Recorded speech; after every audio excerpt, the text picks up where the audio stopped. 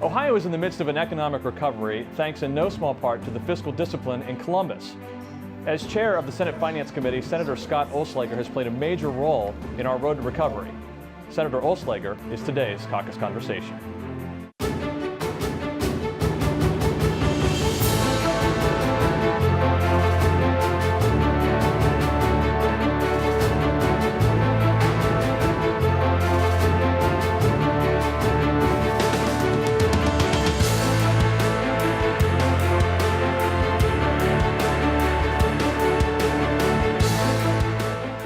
Senator, thanks so much for being here Glad today. to be here.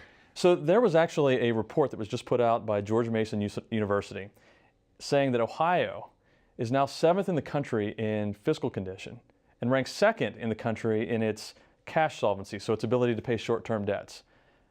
You chaired this whole budget process in this last year.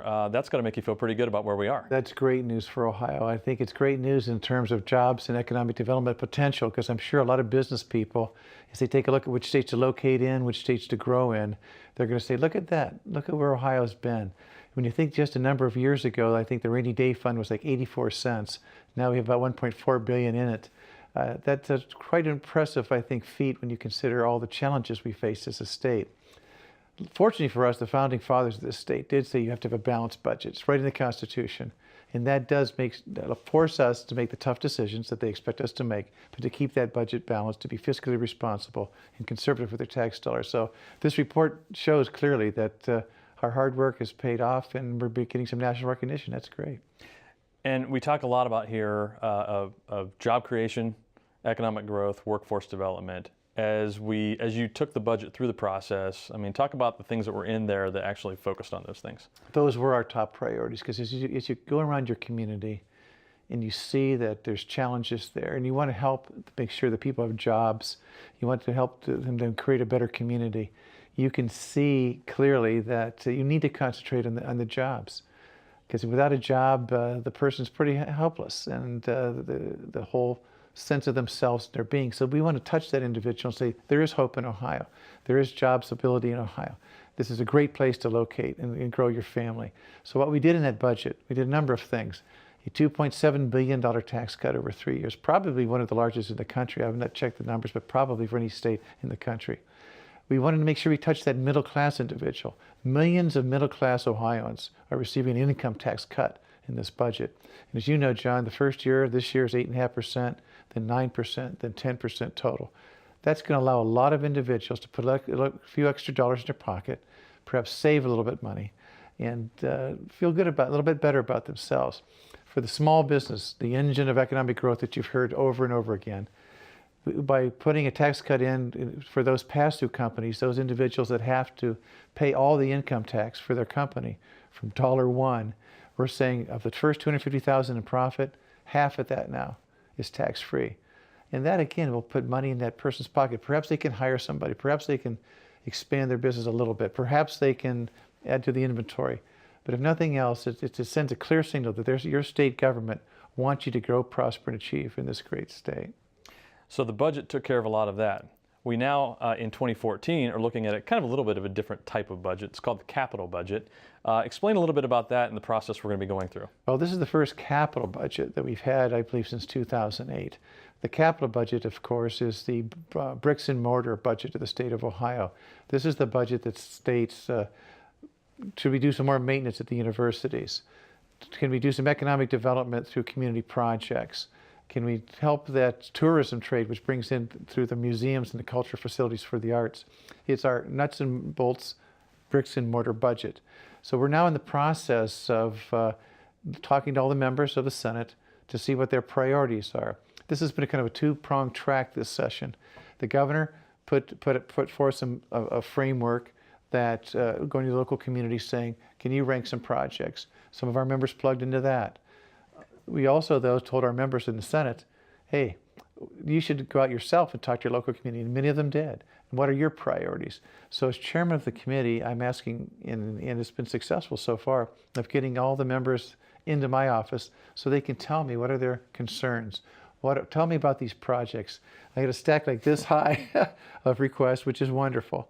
And so we're going through that. We don't have a number yet as to what the overall budget might be. But the bottom line is this type of capital budget does create jobs. It does encourage, like I say, tourism. It does encourage private sector investment. Many of these projects will be public-private investments. So therefore, it brings the communities together. So we'll be working on that through February into March. But this also touches a little bit on the other thing that's important, and that's quality of life. It definitely does. Within museums, we've had a lot of museum requests that adds to that, which is also can be a magnet for economic growth. But also there are a lot of parks proposals, so that quality of life issue, the whole gamut of things that should make our state a better place.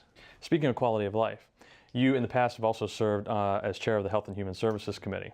And so I know that healthcare issues are pretty important to you. There's one that just passed the Senate this week, and it's got this title called brown bagging. Now, most people would look at that and say, that's how I take my lunch to work. What is brown bagging? Well, brown bagging is a system that was developed by the insurance companies that they would actually mail drugs to a person's home. Now, this bill deals with non-self-injectable cancer treatments. And what's been happening in the past is the insurance companies have sent these to people's homes. And let's say today is a very cold day in the capital city, below 0 chill factors. If that packet is sitting on the person's porch all day, it's ruined. So what's happened is the Ohio State University took the lead in coming to me and Senator Manning and saying, you know, we're seeing more of this turn up when people come to the James for treatment.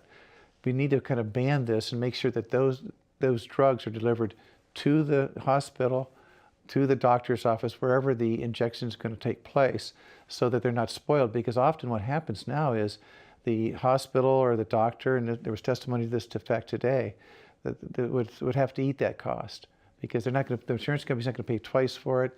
Many times the patient may have to pay for it, but the patient might not, depending on the cost of the drug, may not have the money.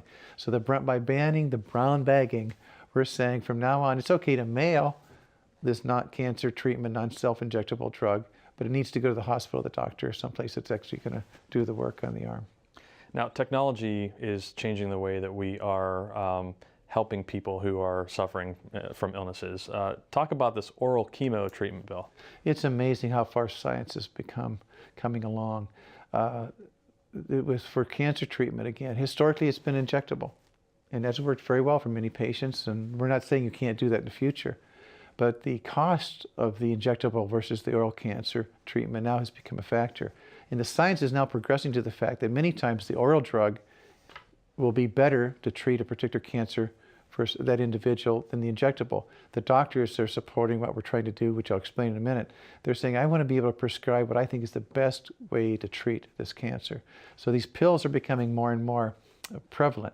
But what happens now is the injectable treatment is under the hospitalization plan of an individual. So there's a very small copay.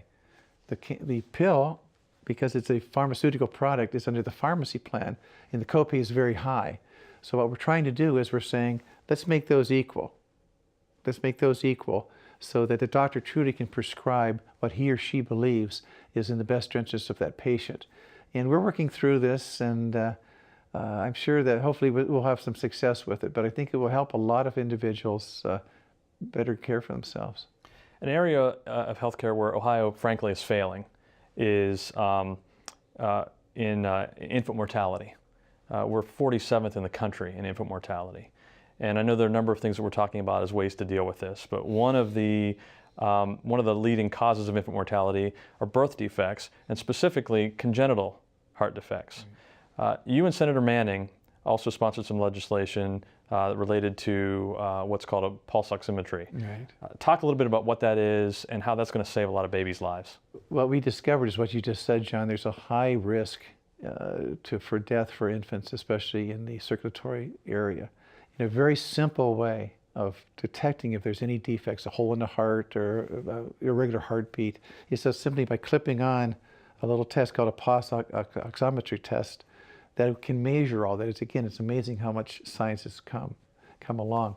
So what this bill basically does, in law now, it is law, it says that every baby before they leave the hospital will have that test. And so the Heart Association came to us and said, this will save lives. I'm sure in the time that it's been in effect, I bet you we've already saved some lives, some kids. But again, once again, it's amazing how far the science has become. Something that simple could perhaps make sure a child grows up to be an adult. Anything on the horizon for you in terms of what you see happening over the next couple of months here in the Senate, bills that you're working on, anything you want to tell us about? Yes, the governor has let us know he's going to do an MBR budget, which is fine. You know, historically, Ohio's had a 2-year budget. Governor Kasich, it was when he chaired the budget committee in Washington, of course, had an annual budget. So he feels he wants to get some things done and keep the flow of budgets going. So our MBR budget, which we call it, will be introduced probably March sometime, perhaps April. And once again, the governor will be proposing some budget items as far as policy for the state of Ohio. We don't know what's in that yet. He'll be letting us know, I'm sure, soon. But that's good because it keeps us current, keeps us on target if we need to make some adjustments for the budget we just passed that we started talking about earlier. For example, as you know, this particular budget we passed earlier had the most money in 10 years for kindergarten through 12th grade education. It was about a $700 million increase.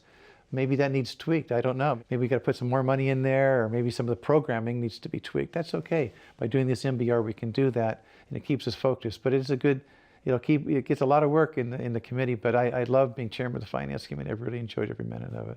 Well, we're going to look forward to seeing more stuff come out from there then. Thanks. Senator, thanks so much for spending some time with us today. You're welcome.